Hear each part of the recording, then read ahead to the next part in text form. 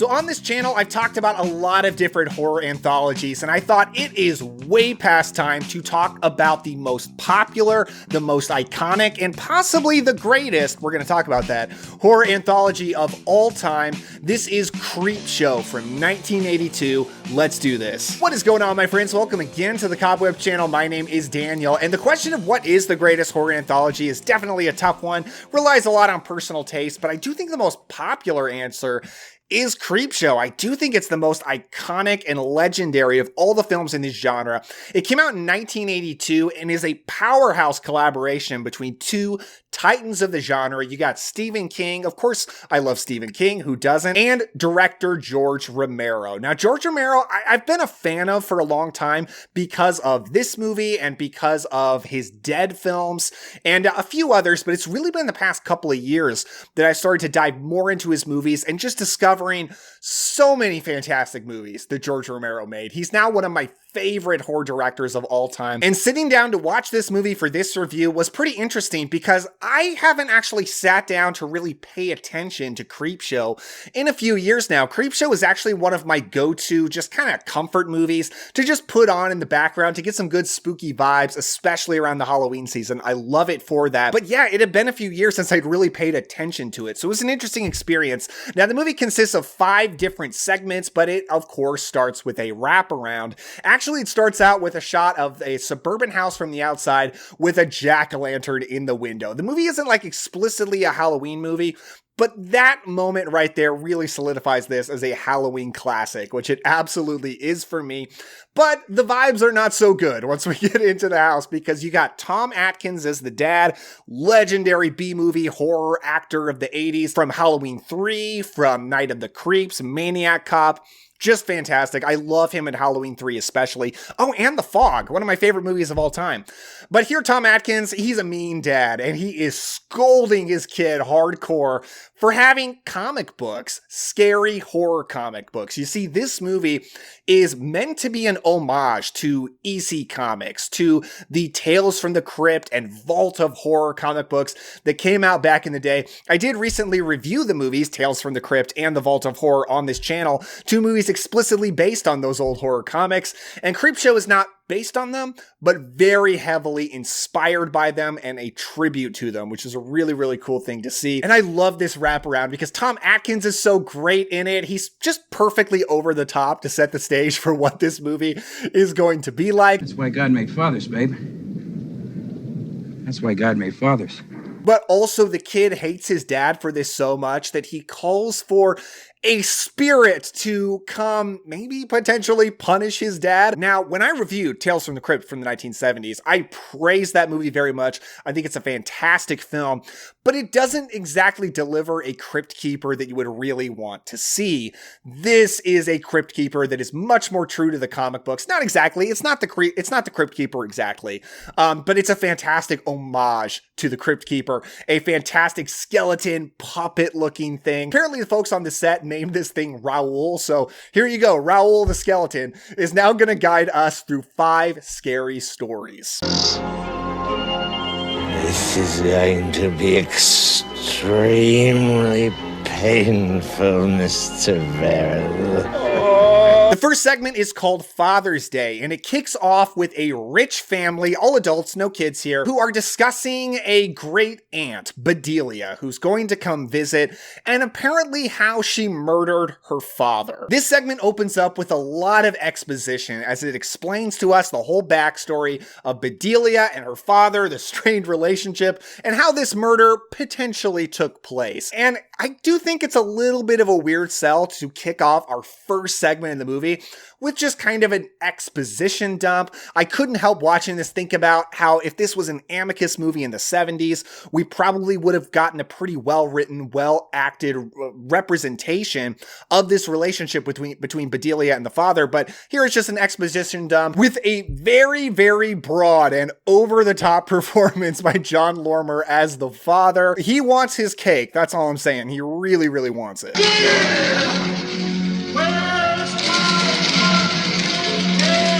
All of these these flashback scenes also have a huge over-reliance on cartoon frames to really make this look like comic book paneling, but I gotta say, I do find it a little bit distracting, and the other segments in the movie do use this kind of trick too, but to a much more restrained degree, which is weird because it's the same director for all the segments, but this is the one that goes hard on those cartoon frames.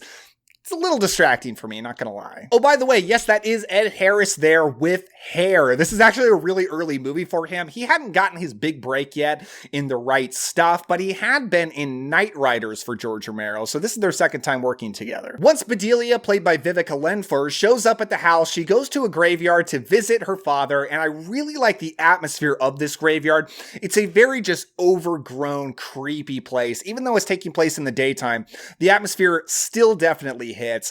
And she sits there by her father's grave and has a pretty aimless monologue that just doesn't feel very interesting. This segment does have a lot of dialogue and monologuing that doesn't invest me a lot, and their performances are so broad. Tray back in place, chair overturned. It's kind of hard to invest in the story.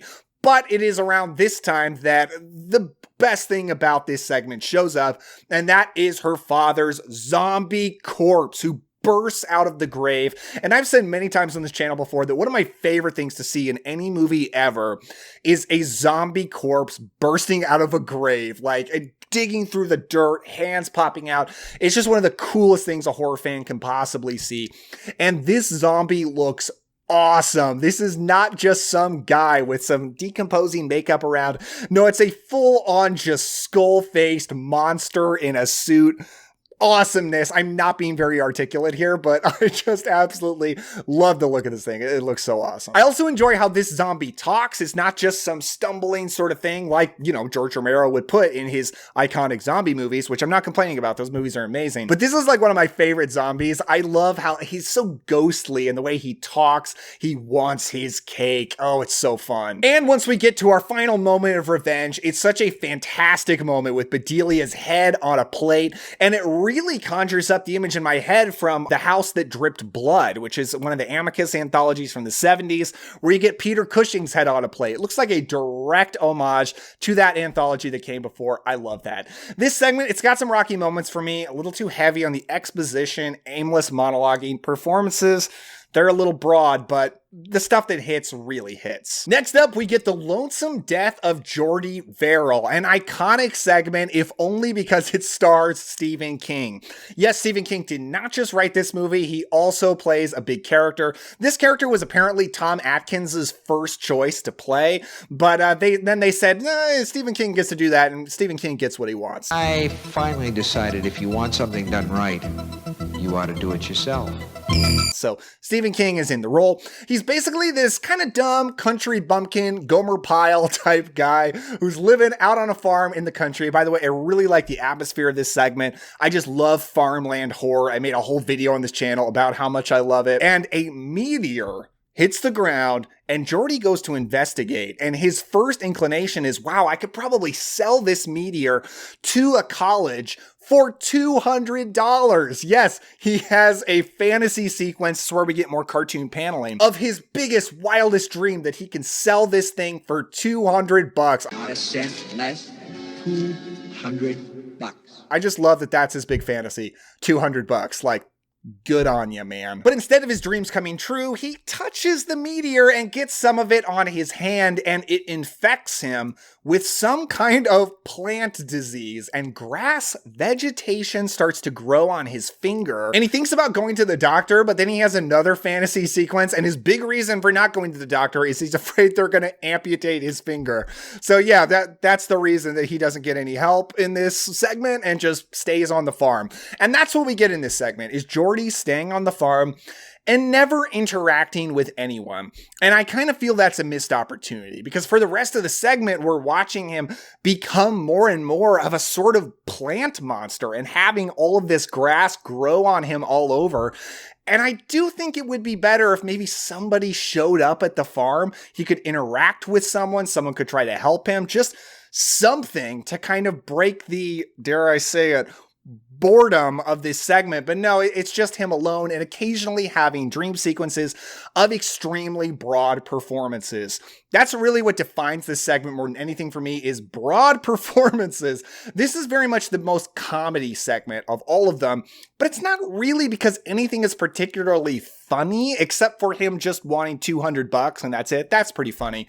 But it's really just comedy because the performances are so goofy. And I gotta admit, I don't love it. Like, I don't hate it. I don't hate Stephen King in this. I still love Stephen King, but I don't love this segment. The story is a great idea. I love the idea of a person just growing plant life all over them. And I also love that plant life is taking over his entire house, the whole area. It's this unstoppable force of nature that is taking over everything around it. I think it's a great idea.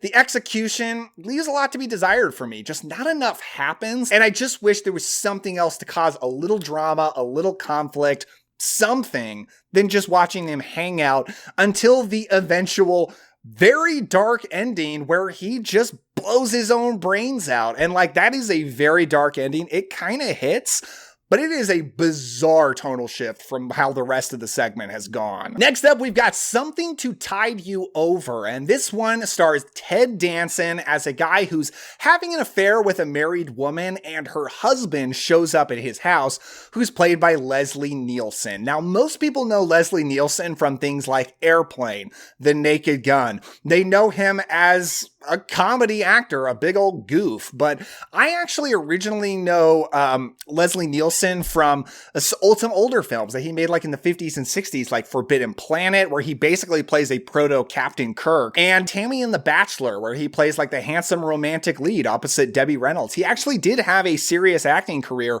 before Airplane changed everything for him in, I want to say 1980, and then he became this big comedy actor. So it is kind of rare to see older Leslie Nielsen in a serious role, and I like that about this segment. I like that he gets to be a serious role, a very serious role.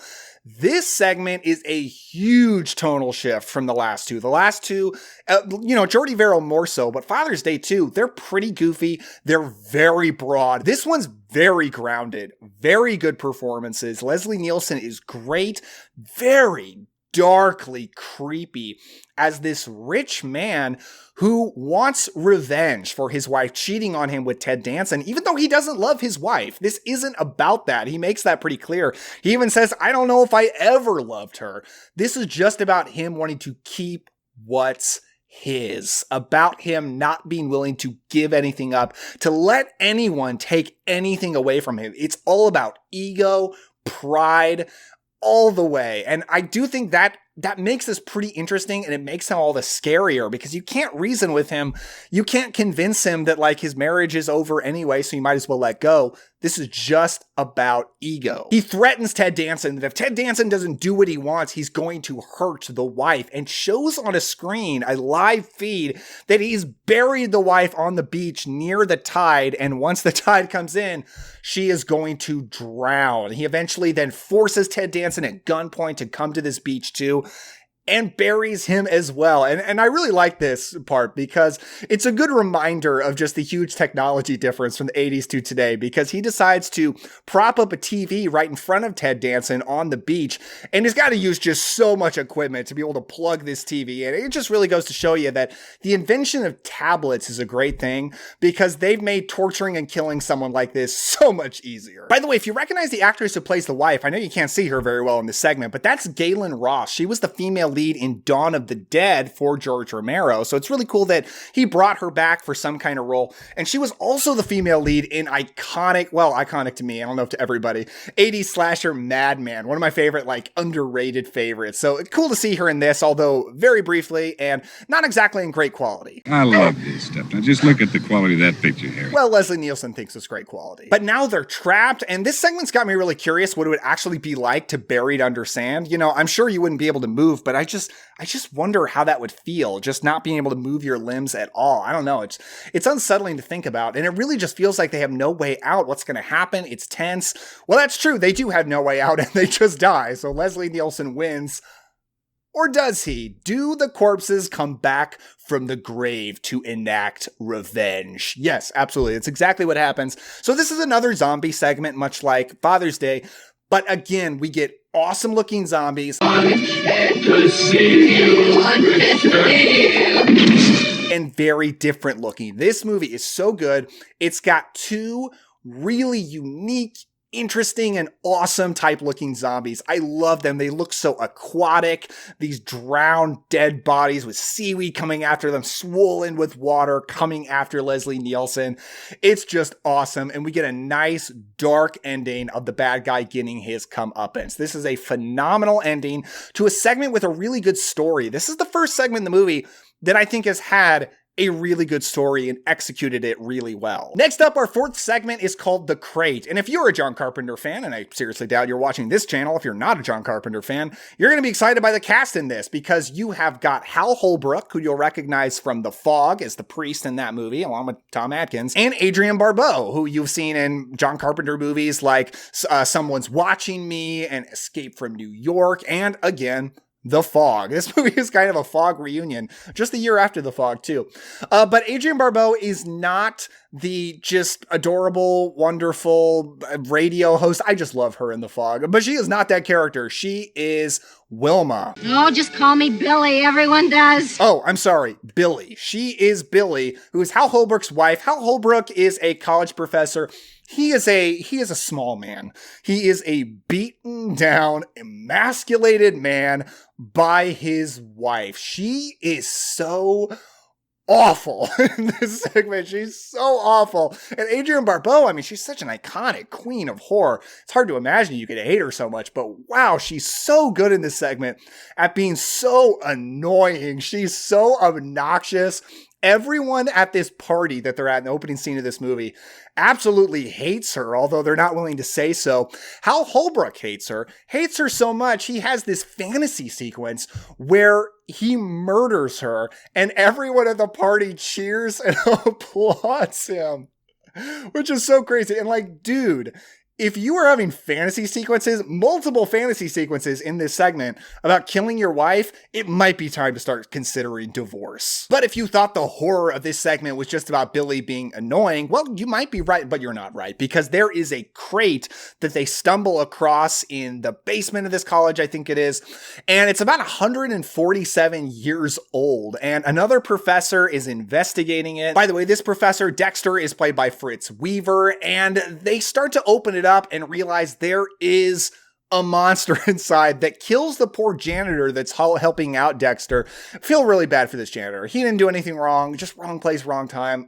Sucks for you, man. I am a little disappointed by this part because even though his hand is stuck inside the crate being mauled by this creature, we never see it come out. We don't see like a skeleton hand with all the flesh torn off of it, or maybe just a bloody stump. We never quite get that, which is a little disappointing to me, but it's cool. It's cool. Now, this monster, once we do get to see it, is pretty great. It's pretty fun. Apparently, everybody always calls this monster Fluffy. Now, they never call him that in the segment, but that's just kind of the name that's caught on. And it basically looks like some kind of a monkey type creature with giant jaws of gnashing teeth. I mean, these teeth look awesome. I enjoy this monster. You know, it definitely doesn't look real, and I don't think it looks as cool as any of the zombies, but it's a lot of fun, and it's great to just get a creature feature here in the middle of this movie. Now, when our main character, beaten down man, finds out about this monster, he has one thought: wow, this is a really great opportunity to murder my wife. So he finds a way to convince his wife to come on down to the college.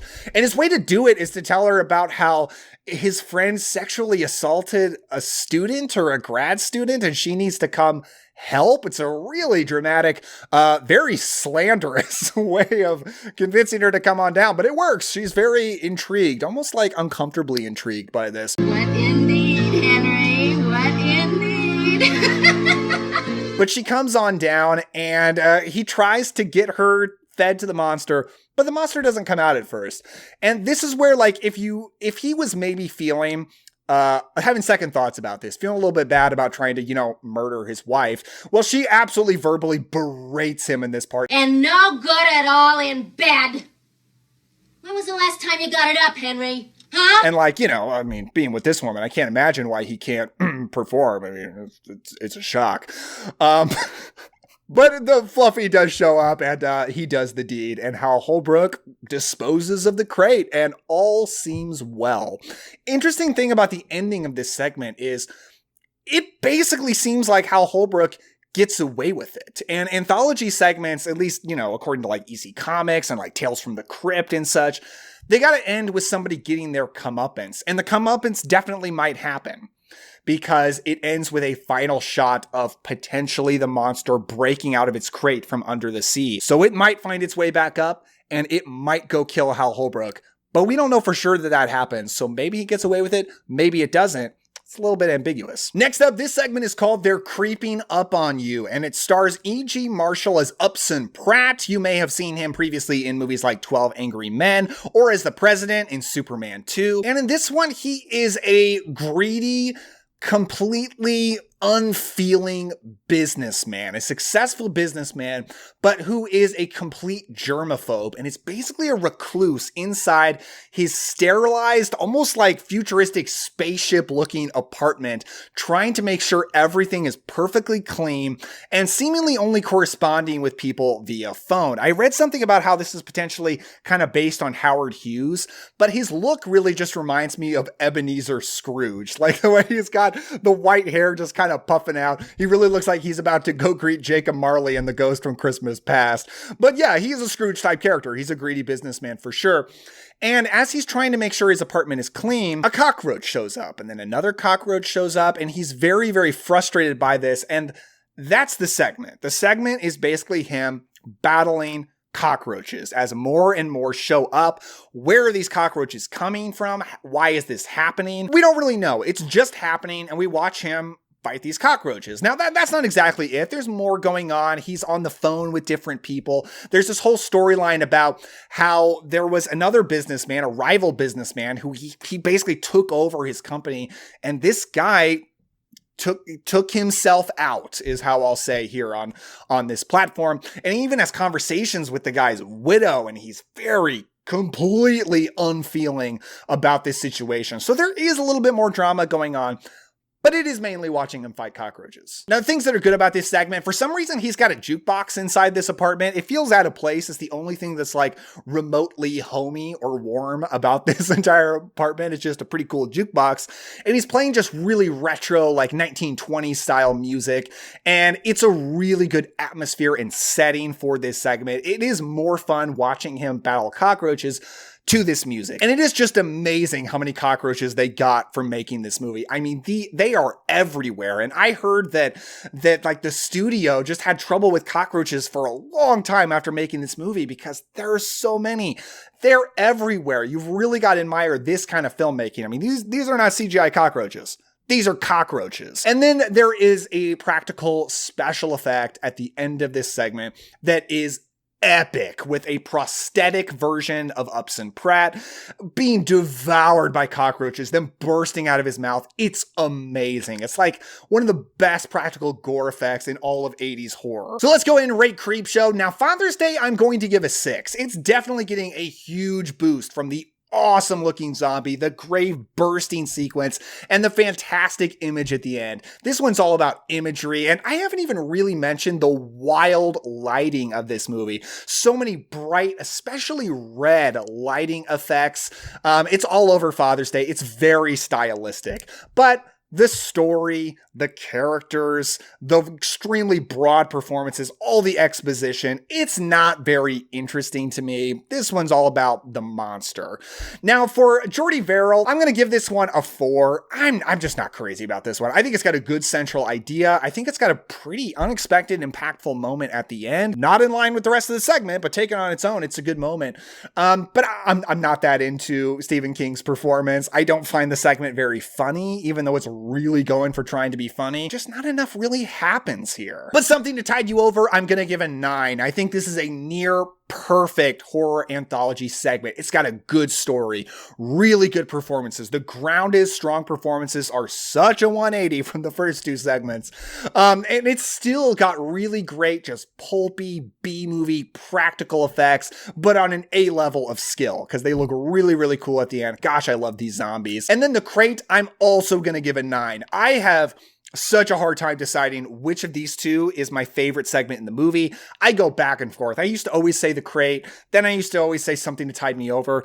I think I'm probably back to the crate now. It's really long, which is usually the thing people put against it, but I never find myself bored during it for sure. I mean, I think the crate is also a near perfect horror anthology segment. It's probably got, I don't know, both of these two segments in the middle, they've just got great human stories, great performances, and both have great monsters. I really like the creature in this. And back to that lighting, this is another segment that really makes big use of garish red lighting. That really hits every time the monster shows up. They're creeping up on you.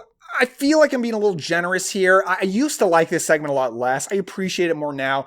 I am going to give it a 6. I do think it's good. It's got a very distinctive style. The use of the cockroaches on a literal, the people on set using these cockroaches is very, very impressive. And I love that gore effect at the end. And the central performance is good, but I just think on a story level, there's just not really enough going on here. I kind of wish it had a little bit more. But the wraparound, as short as it may be, I think is perfectly effective. I'm giving it a 10. This is one of the best, maybe the best wraparound in any horror anthology ever. When it comes to Raoul, the skeleton crypt keeper type character, the creep, I believe is what he's technically called.